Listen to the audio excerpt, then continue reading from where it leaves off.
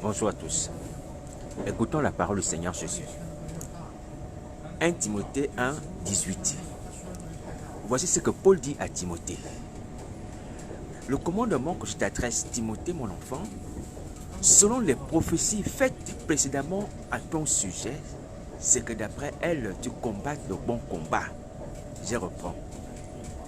Le commandement que je t'adresse, Timothée, mon enfant, selon les prophéties faites précédemment à ton sujet, c'est que tu combattes le bon combat. D'après elle,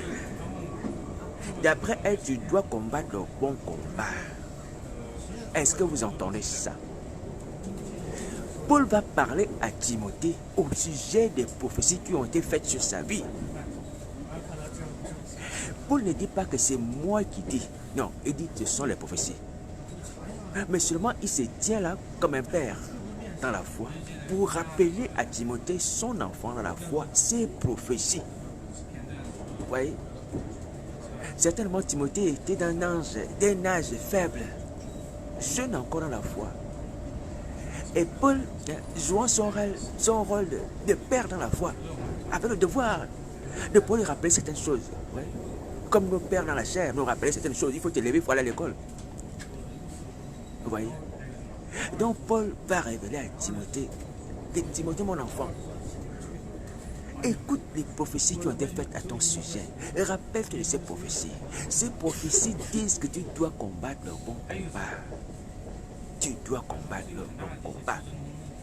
Et la suite dira que c'est le combat de la foi. Alléluia. Le combat qui consiste à garder la foi. Est-ce que vous voyez?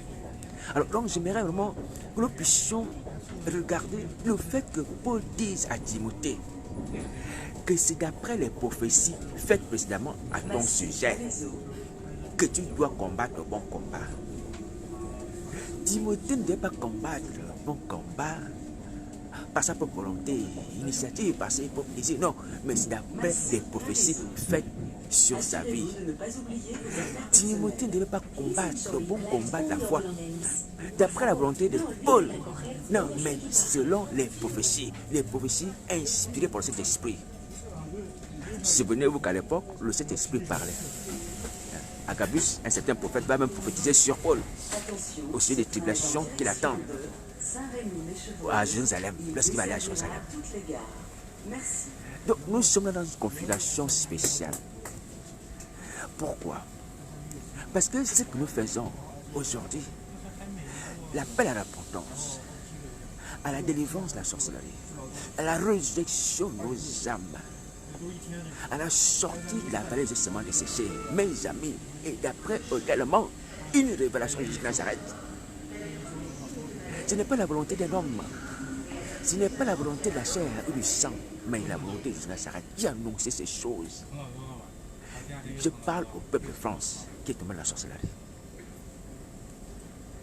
Paul a dit à Timothée, d'après les prophéties faites à ton sujet, tu dois combattre le bon combat. Mes frères de France, pasteurs, apôtres, le combat que nous menons pour sortir de la sorcellerie, ce combat est motivé par des révélations faites sur vous. Je vous dis la vérité. Des révélations. Est-ce que vous comprenez ça? Il ne s'agit pas de la volonté propre du frère Daniel, moi qui ne suis rien. Non. Il s'agit ici d'une révélation. Une révélation. Une révélation peut être un songe. Une révélation peut être une vision. Vous voyez? Et la prophétie sur Timothée également était une révélation. Les prophéties sur Timothée étaient des révélations sur le plan de Dieu. Par rapport à Timothée, Dieu qui voulait que Timothée puisse combattre le bon combat sur la foi. Mes frères et sœurs, oui, c'est un grand soulagement, honnêtement, quand on entend que ce que nous faisons dans le cadre du plan annoncé de Dieu pour nous, l'appel à la repentance que je vous adresse à part de Jésus de Nazareth, nous sommes dans le cadre d'une révélation de Jésus de Nazareth. Et dans cette révélation, nous avons la délivrance. Je vous dis la vérité, hein? La délivrance est au bout de cette révélation. Ce n'est pas une chose en vain. Ne vous dites pas que non, ce frère vient prêcher la repentance parce que bon, il voit qu'on est tombé. Et que le Seigneur Jésus voit qu'on est tombé. Non, il y a une révélation sur vous. qui dit que vous allez sortir de la vallée justement desséchée, vous allez répéter les eaux, vous allez répéter l'esprit de Nazareth. Vous serez libérés de la mort, les esprits méchants, de la séduction satanique. Est-ce que vous m'entendez? La révélation dit comme ça. Mes amis, on ne travaille pas en vain. Là, on ne travaille pas en vain. On suit un plan annoncé jusqu'à Nazareth. Et je vous ai toujours dit, pour ceux qui m'entendent, peut-être à certains moments, que ce n'est pas une révélation aussi que je suis dans ce pays. On va par une prophétie. Alléluia. Le Seigneur Jésus m'a dit, quand j'étais au Portugal, j'ai quitté l'Europe. Il m'a dit, va dans ton pays de naissance, retourne dans ton pays de naissance. Je vais te ramener dans ce territoire. Je vais te ramener. Et je suis revenu. Je suis revenu. Continuez à votre pays. Est-ce que vous voyez? Mes amis, on est dans le plan parfait de Dieu. Voici le soulagement. On est dans le plan parfait de Dieu. Maintenant, qu'est-ce qu'il faut faire? Ce qu'il faut faire maintenant, c'est accomplir la révélation. C'est de marcher sur la révélation. La révélation dit qu'on va sortir. La vallée est justement desséchée. On va sortir de la sorcellerie. Prions maintenant pour accomplir. Parce qu'une révélation qu'on n'accomplit pas reste lettre morte. Elle reste lettre morte. Voici pourquoi Satan s'acharne. Il sait cela. Les gens de Paris, de France, Satan le sait. C'est nous-mêmes aussi. Mais la révélation que Dieu nous a donnée à notre sujet, pour que nous puissions combattre bon combat à la foi, c'est-à-dire la sorcellerie, ne peut pas s'accomplir comme ça d'elle-même. Il faut que nous agissions, nous devons agir. Regarde le Seigneur Jésus qui va mourir à la croix de Golgotha. La prophétie disait que le Seigneur Jésus devait boire le vinaigre. Vous voyez, c'était annoncé. Et à la croix, il va dire, j'ai soif. Et on va lui donner du vinaigre. Avec que la parole soit accomplie. Vous voyez? Il va prendre l'initiative de dire, j'ai soif parce que quoi? Parce que la parole s'accomplit. Toutes les fois que vous allez voir Jésus faire quelque chose, ce sont les paroles, les prophéties sur sa vie. Les révélations. Mes frères et sœurs, agissons. Dieu nous a déjà planifié la victoire dans cette œuvre-là. Les chrétiens de France, particulièrement. Mais comme la grâce de Dieu est pour tous, vous aussi, vous êtes dans la sorcellerie, que ce soit à l'extérieur, vous avez la même grâce. La délivrance est possible. Alléluia. Agissons maintenant, agissons maintenant, agissons maintenant. Parce que le temps passe. Le temps passe. Le temps est en train de passer. La révélation est là. Elle dit que les chrétiens qui sont tombés dans la sorcellerie vont revenir à la vie. Vont revenir à la vie, seront débarrassés des esprits méchants, vont recouvrir la vie. Christ, crucifié, va demeurer en eux. La prophétie dit comme ça. La révélation dit comme ça. Mes amis, agissons. Agissons. Le diable, au courant de ça, il combat. Mais son combat est vain. Parce qu'il ne peut empêcher les révélations de s'accomplir. Une chose planifiée par Dieu s'accomplit toujours. Sauf si l'intéressé lui-même, bon, il ne s'en préoccupe pas. Il laisse les choses comme ça. Alléluia.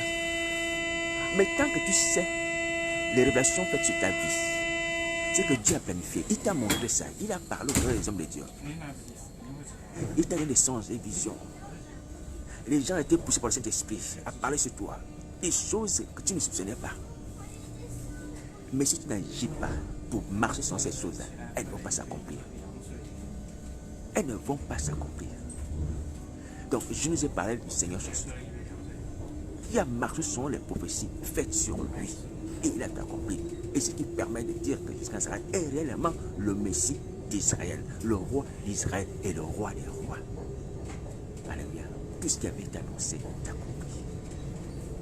Et rien n'a pu empêcher tout ce qui avait été annoncé sur lui s'accomplir. Oui, même la persécution, lorsque le Seigneur Jésus était enfant, dans la chair. Alléluia. Lorsque le jeune enfant va être amené en Égypte, et selon les prophéties, j'ai appelé mon fils hors d'Égypte. C'était dans la Bible. C'est dans la Bible. Il va aller en Égypte. Alléluia, pour suivre ça. L'ange va dire à Joseph de prendre Marie et le petit enfant. Mais c'est selon une prophétie, mes amis. Selon une prophétie. Mais nous qui sommes conscients, je vous le dis, pour ne rien nous cacher, devant la face du Seigneur Jésus, nous sommes conscients qu'il y a la révélation sur nous. La révélation sur nous, les chrétiens de France, ceux qui sont tombés à la sorcellerie, dit qu'on va sortir des eaux. On va sortir les ténèbres. On va sortir la servitude satanique. La vallée des ossements desséchés. On va sortir là-bas, on va sortir. La révélation dit ça. La révélation dit ça. Est-ce que vous entendez? Mes amis, accomplissons. Agissons maintenant. Alors, on va accomplir comment on va accomplir? Maintenant, en croyant au sacrifice de la croix. Le sacrifice de la croix, c'est lui qui nous donne la vie. C'est lui qui nous délivre. C'est lui qui nous libère les esprits malins de la sorcellerie. Le sacrifice de la croix. En croyant au sacrifice de la croix, en mangeant la chair de Christ, en buvant son sang, en priant au travers du sang de Christ, au travers de sa chair, et on ressuscite. Voici la solution. Partagez ce message. Arrêtez de perdre du temps là. Dieu a planifié nos délivrances, chrétiens de France. Dieu a planifié nos délivrances. Je vous laisse.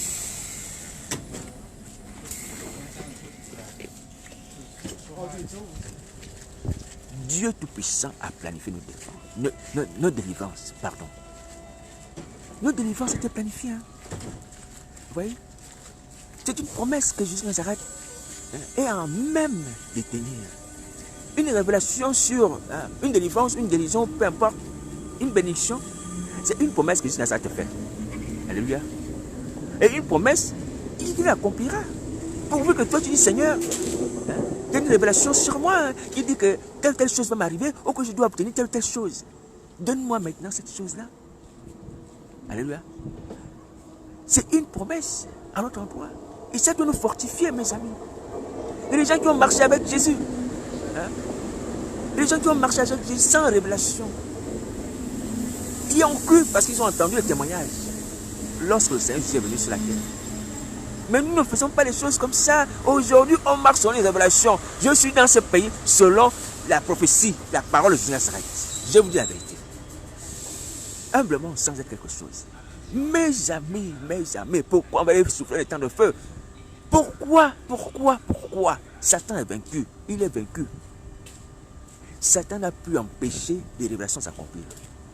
Même le massacre des enfants, à cause de la venue du Messie Israël, que Hérode a ordonné, c'était par rapport à une révélation, par rapport à une prophétie. La révélation de la prophétie, c'est la même chose.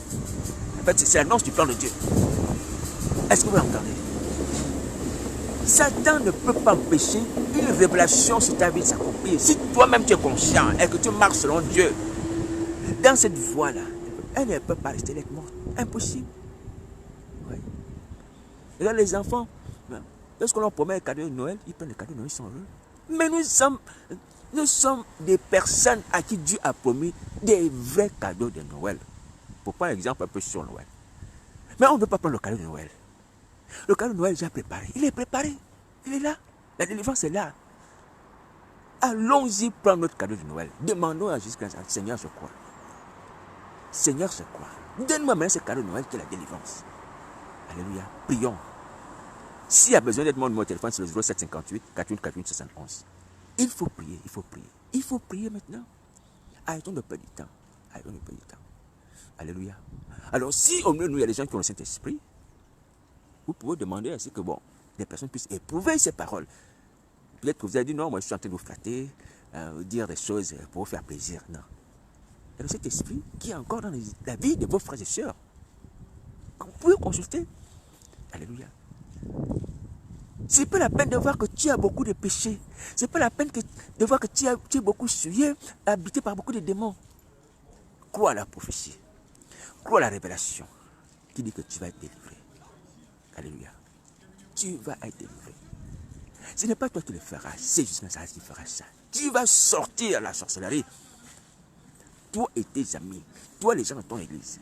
Alléluia, tu seras livré. Les esprits malins ont été quittés. Voici la parole du Seigneur Jésus. Mes amis, quelle misère de constater qu'il y a des gens dans la Bible qui ont annulé le plan de Dieu. Alors les gars, la Bible déclare que Jean est venu, ne mangeant point, ne buvant point, portant des vêtements de peau. Alléluia. Il va prêcher aux Juifs, aux pharisiens la repentance. Mais les gens qui ne se sont pas repentis, qui ne se sont pas baptisés par Jean. Et la Bible va dire que ces gens ont annulé à leur égard le dessein de Dieu. Je vais faire sortir ces versets bibliques. Ces gens ont méprisé Jean Ces gens n'ont pas cru en Jean. D'ailleurs, ils envoyaient les gens à lui dire, mais toi, tu es qui? Tu baptises. Tu es qui? Les gens veulent leur dire, moi, je suis une voix qui crie dans le désert.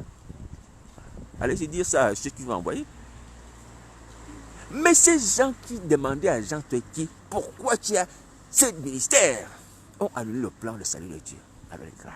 C'est ce que la Bible dit. Je veux le faire sortir, c'est pas Bible. Ça fait pleurer, hein? Ça fait pleurer. Vous voyez que nous savons ces choses. Nous savons les erreurs des autres. Ouais. C'est une grâce que Dieu a nous faire. Donc nous ne pouvons plus commettre les mêmes erreurs que les autres ont commises. On ne peut plus les commettre parce que nous savons les erreurs que les autres ont faites. Les erreurs qu'ils ont faites. Alléluia. Et ils ont annulé le plan de Dieu. Donc ils sont restés à leur péché. Ils n'ont pas cru en Jean, ils ne sont pas repentis, ils ne sont pas fait baptiser. Ils sont morts dans le péché. Or, Dieu avait prévu de les sauver. Mes frères et sœurs, je ne sais pas ce qu'il faut encore nous dire pour sortir de cette impunité-là. Je ne sais pas. Mais dans tous les cas, chacun a le choix. Mais je vous dis encore, ceux qui veulent s'en sortir, tenez ferme. Votre combat n'est pas vain. Votre combat est une révélation. Tu combats pour sortir de la sorcellerie, tu sortiras. Parce que c'est une révélation que Dieu a annoncée. Une révélation est un plan de Dieu pour toi. Qui a annoncé et qui a s'accomplir. Alléluia.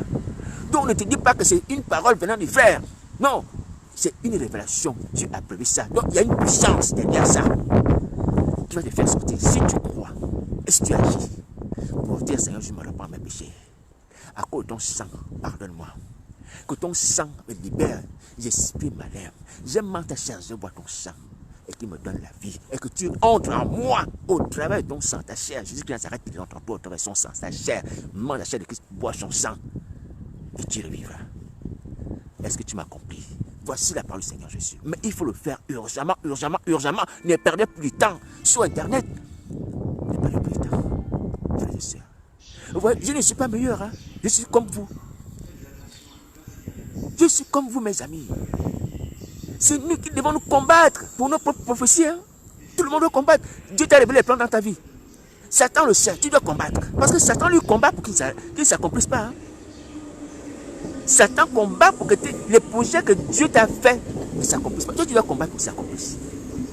Alléluia. C'est la petite Seigneur a dit. Et le diable, lui, vient faire le contraire. Tu te dis, Seigneur, annule les œuvres du diable qui s'opposent au plan que tu as prévu pour moi. Les promesses que tu m'as faites. Est-ce que vous entendez? Voici comment beaucoup d'entre nous sont détournés. Hein? Satan nous a manipulés. Alléluia. Manipulé. Je sais que c'est toujours assez délicat. Lorsque le diable connaît un projet de Dieu pour sa vie, il faut être persévérant et il faut être sage. Voici parfois les gens sont allés avec des mauvaises personnes. Alléluia. Ou ont érigé des mauvais ministères. Par exemple, Dieu t'a appelé à être prophète. C'est une prophétie, c'est sorti un jour pendant que tu étais jeune dans le département jeunesse.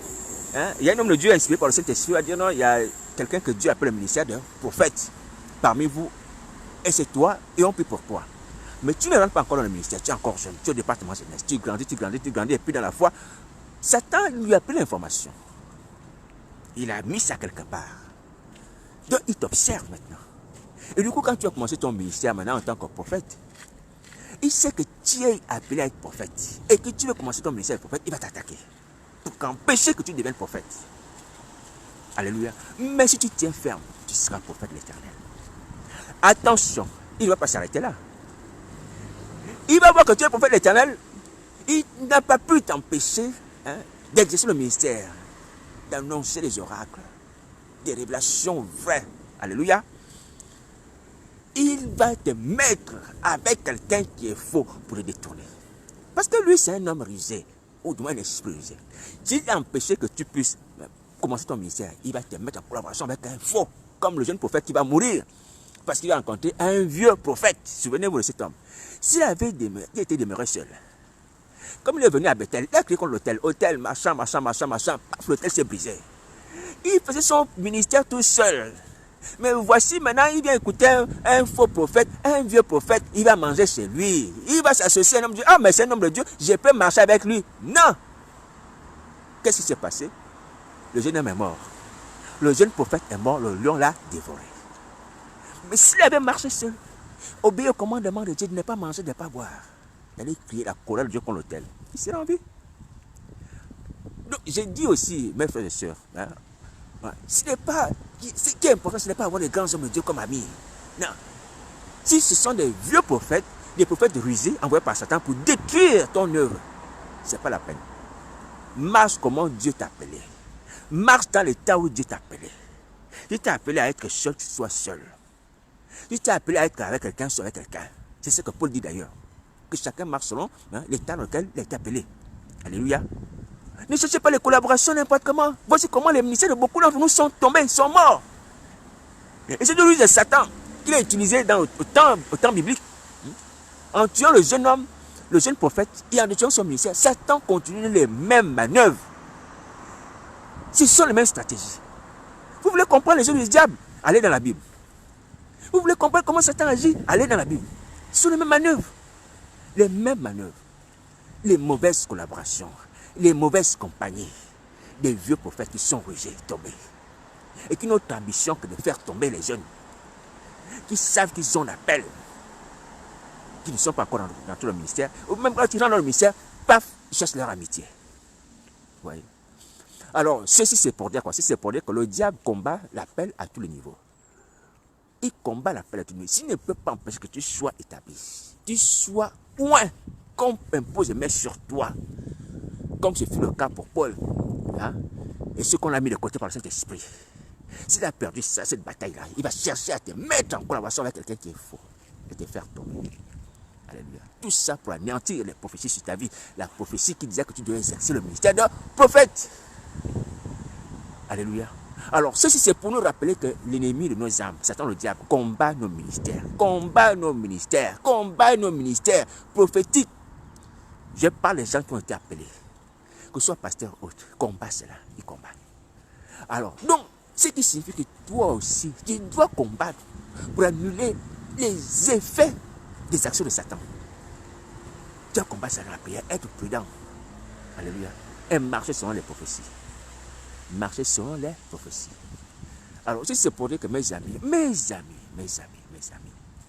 on ne peut pas les brûler dans les temps de feu, ayant une si grande grâce d'avoir des révélations jusqu'à Nazareth sur notre situation. Alléluia.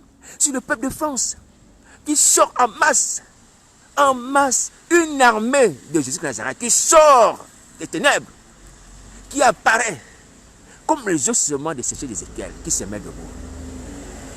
C'est ça la révélation que Jésus de Nazareth a annoncée sur nous. Et c'est une révélation qui est vraie. Je vous dis, hein, je vous ai toujours parlé de la révélation des ossements desséchés. C'est nous. Ce n'est pas un texte pris comme ça à tout hasard, non.